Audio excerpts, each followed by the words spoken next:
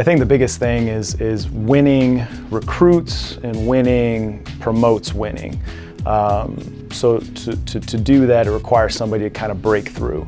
Once you break through, everyone kind of expects moving forward that that's what our intentions are. To make history, you got to know history. So doing it that 1 year allowed everybody within the program to understand what that takes and what it looks like and how we do it. So the first one's always important. I think one thing we do a really good job of here is staying true to the course. Like we prep our athletes really well to take advantage of opportunities. You kind of just have to ride the wave as the season goes on. And you know, we keep telling the teams, championship teams execute. Everyone has their purpose and they need to go out there and fulfill their purpose.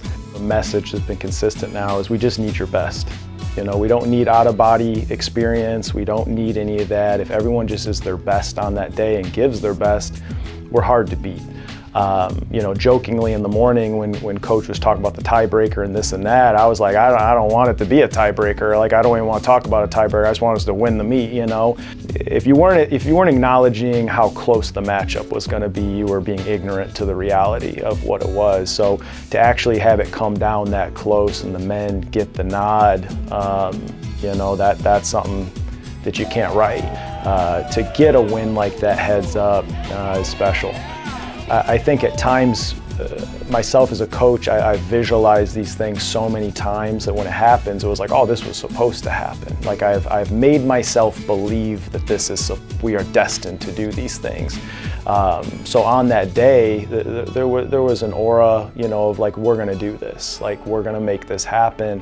That even as the race was unfolding, it just felt like everything that was supposed to happen was happening, and nobody could take that away from us. To see them on the line in Madison was a lot of fun, but there's still a competitive edge that you get there. And yes, we outperformed our rank, and we can always do worse. And you know, you can always talk about race plans and things that went right, went wrong leading into it. You know, my focus has now shifted after looking at the season. You know, obviously celebrating what we've done, for going from how do we qualify for the national meet to how are we competitive to win it. But it's going to take time to get there. It's not going to be an overnight process. This was not an overnight process. You know, we just need to find the people and keep bringing in the people that are going to keep elevating the program. One thing I think that's important is New Orleans loves winners. You know, the city loves winners. Every institution across the country loves winners. You know, and not everybody gets to do that. But if you're in our program, everything we do is to prep you for those moments to win at all levels.